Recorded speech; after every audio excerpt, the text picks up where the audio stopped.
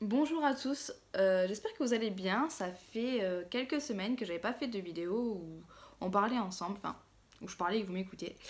J'ai fait des concepts assez différents dernièrement, où j'ai fait par exemple un vlog sur Montpellier lors d'un concert, ainsi que pour mon tatouage. Je voulais tester de nouvelles choses parce que j'ai aussi envie de montrer de nouveaux aspects autres que parler de ma maladie, même si ça sera le thème principal de ma chaîne. Du coup, je voulais savoir si ça vous plaisait ou si vous voulez rester sur des thèmes un peu plus basiques. Je vous écoute.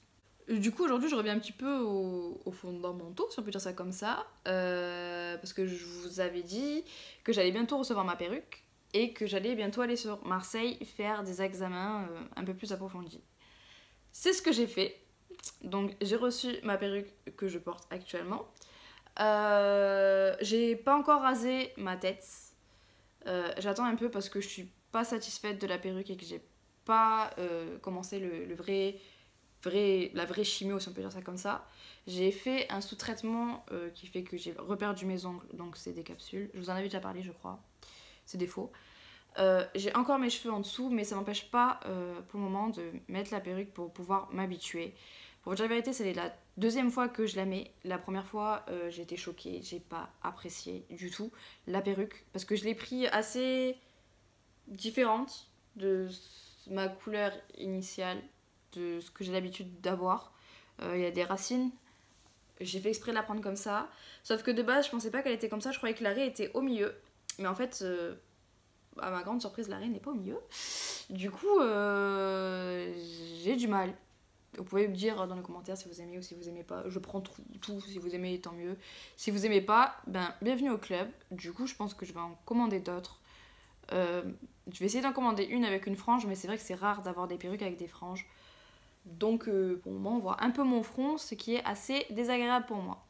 Ensuite de ça, je suis allée sur Marseille faire un examen plus par rapport à la maladie Ehlers dans l'os que sur le cancer. Et donc j'ai fait des tests la semaine dernière et il s'est avéré qu'on a validé une sous-catégorie de la maladie Ehlers dans l'os. Du coup, je vais pouvoir me reposer dans un sens où je vais peut-être toucher la AH qui est en gros des sous de la MDPH. Et comme vous le savez ou pas, j'ai énormément de soucis au niveau travail parce que je n'arrive pas à me reposer, j'ai été souvent absente, on a voulu me virer, enfin bref, tout un truc. Et c'est vrai que moi ça me sauverait la vie de toucher un peu d'argent pour pouvoir me reposer, sachant que là je vis actuellement avec 650 € tous les mois, ce qui est rien, pour dire la vérité. 650 € c'est rien, je dois payer des factures, le loyer, etc. Bon, j'ai de la chance d'avoir des aides en fait, mais c'est pas non plus ça qui remplit mon frigo. Donc je voulais vraiment pouvoir me reposer, ce qui est très compliqué actuellement. Et durant ce parcours sur Marseille, pendant une journée, le médecin m'a annoncé que je devais aller sur Marseille plusieurs fois pendant le mois de mars. J'y vais le 16, le 26 et le 4 je crois. Enfin bref, j'y vais plusieurs fois pour plusieurs médecins différents.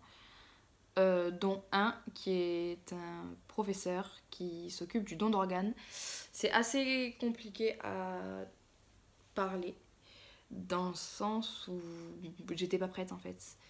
Là j'ai une échographie cardiaque à faire, donc une échographie du cœur, parce qu'il est fort probable, je vais réussir à parler, que mon cœur ralentisse et que j'ai un souffle au cœur. Suite à la maladie, mais suite aussi à la fatigue qui me déstabilise, je n'arrive plus à dormir et quand je dors, en fait, je dors pas vraiment, je suis plus en éveil en fait, j'entends absolument tout ce qui se passe autour de moi. Et en fait, mon cœur est très fatigué, du coup, je dois faire une échographie cardiaque, ce qui est très compliqué. Je ne sais absolument pas ce qui va se passer après cette échographie et ce qui peut m'arriver. J'ai aussi vu un professeur donc qui s'occupe des reins et il y a un certain souci. Et en fait, ma cage thoracique se compresse énormément. Et mon rein gauche a tendance à un petit peu se décrocher. Pour le moment, rien d'affolant, mais on va devoir faire des examens un peu plus approfondis. Et oui, il est fort probable que je puisse passer en tant que demandeur d'organes. Pour le moment, rien n'est officiel, rien n'est officiel. Pour le moment, tout va bien. Je touche du bois, tout va bien. Enfin, tout va bien, vous m'avez compris. Je suis pas encore demandeur d'organes. Pour dire la vérité, j'étais absolument pas prête qu'on m'annonce tout ça. Sachant que mon cancer s'est à peu près stabilisé au même niveau. Donc je me suis dit, je vais pouvoir souffler un petit peu, m'occuper un peu plus de moi, peut-être me trouver un travail, etc., etc. Mais en fait, pas du tout. Il y a tout qui s'est enchaîné. Et le truc, c'est que j'en ai parlé à personne. Ça s'est passé la semaine dernière, j'en ai même pas parlé à mon taf, ni à mes amis. Je suis rentrée chez moi le soir et en fait, j'étais choquée de tout ce qu'il m'a dit. Parce que c'était un seul professeur. Que c'était la première fois que je le voyais en plus. Il m'a fait plein de tests, ça a duré 2h30. Et c'était des tests assez surprenants, on va dire. Parce que j'ai fait énormément de tests, hein, mais là en fait je me suis retrouvée toute nue devant un professeur. Vraiment toute nue, hein, d'habitude c'est en sous-vêtements et tout, déjà ça m'a vraiment surprise. Et en fait, il m'a mis des électrodes, etc. Et je voyais son visage qui... Au début il avait un sourire, puis après il avait plus de sourire du tout. Donc ça m'a vraiment choquée. J'étais absolument pas prête à savoir que j'avais un souffle au cœur, que ça pouvait être dangereux d'un côté et qu'il fallait qu'on fasse quelque chose. Du coup, j'étais vraiment pas prête. Je préfère vous le dire en vidéo à l'instant T, vu que pour le moment je le vis bien et que j'ai pas plus de renseignements. Si c'est plus personnel par la suite, peut-être que je ne vous dirai pas grand chose, mais pour le moment, j'estime que ça va, donc je peux vous en parler. Ce docteur est une bonne personne parce que c'est le seul qui s'est vraiment posé la question de est-ce que j'allais bien quand j'étais seule chez moi, est-ce que le matelas dans lequel je dormais était bien pour moi, si quand je m'asseyais sur un fauteuil en cours j'allais bien, et est-ce que j'avais mal. C'est le seul qui s'est vraiment posé la question. Du coup, je lui ai répondu vraiment cash que je dormais sur un matelas par terre. Parce que c'est mon choix, c'est pas parce que j'ai pas de lit, je sais pas quoi. Je pourrais économiser pour m'acheter un sommier et des pieds de lit. Mais je suis largement mieux par terre en fait, parce que mon dos est plus aligné, vu que ma colonne vertébrale est complètement défoncée. Du coup, je lui ai dit que je dormais par terre, sur mon vieux matelas que j'ai depuis que j'ai 6-7 ans, je crois. Enfin, je l'ai toujours eu. Et que maintenant ça commençait à devenir horrible parce que mon matelas avait pris donc la forme de mon dos et que je n'arrivais pas à dormir parce que je ne trouvais pas de position. Du coup, en fait, il m'a écouté et il m'a dit que en fait, il allait me prescrire un matelas qui allait s'adapter à mon corps en fait. Donc c'est un matelas, je l'ai pas encore reçu, j'ai une dame qui vient chez moi demain pour qu'on puisse en discuter, pour qu'on puisse cerner à peu près quel genre de comportement j'ai la nuit. Et en fait, c'est un matelas qui prend donc la forme de votre position et en gros, vous vous enfoncez dans le matelas en fait. Et c'est vraiment, je pense, quelque chose qui pourra me faire du bien, qui pourra me reposer. De même pour le fauteuil, en fait, c'est pas un vrai fauteuil, c'est de la mousse en fait que vous pouvez trimballer dans votre sac, etc. Et vous mettez sur la chaise, ça fait un dossier et ça fait vraiment du bien à votre dos, ça prend la forme de votre dos. Je pense que ça pourra vraiment m'aider à me reposer. Ainsi que les médicaments qu'il m'a prescrits, d'habitude c'était des Doliprane, des simples antidouleurs que vous pouvez acheter à la pharmacie. Là, il m'a prescrit quelque chose de beaucoup plus fort. Vraiment plus fort. Enfin, même moi au début, j'avais pas trop envie de prendre ce traitement que je n'ai pas encore pris. Il y a des vitamines que je dois prendre une fois par mois pour vous dire à quel point elles sont puissantes.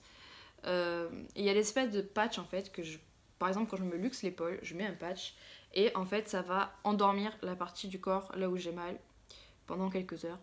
Donc ça m'inquiète un petit peu dans le sens où j'ai tout le temps mal et que si par exemple je m'habitue à ce genre de traitement, j'ai peur d'abuser parce que je me connais et j'ai peur de faire de mauvaises choses. Donc pour moi j'attends avant d'aller chercher ces médicaments. toute façon, il va falloir que je les prenne avant le 26 mars, vu que je retourne voir ce spécialiste. Oui, en 2h30, voire 3 heures, ce spécialiste-là m'a prescrit plein de trucs et m'a fait comprendre plein de trucs. De tous les médecins que j'ai vus, je crois que ça a été l'un des meilleurs. Pourtant, au début, pour vous dire la vérité, je le sentais absolument pas. Je suis arrivée dans son bureau, je me suis dit, lui, ça a l'air d'être un con, je vais ressortir au bout d'une demi-heure sans rien, comme d'habitude, et en fait, pas du tout. Il avait beau l'air d'être con, franchement, il a été au top.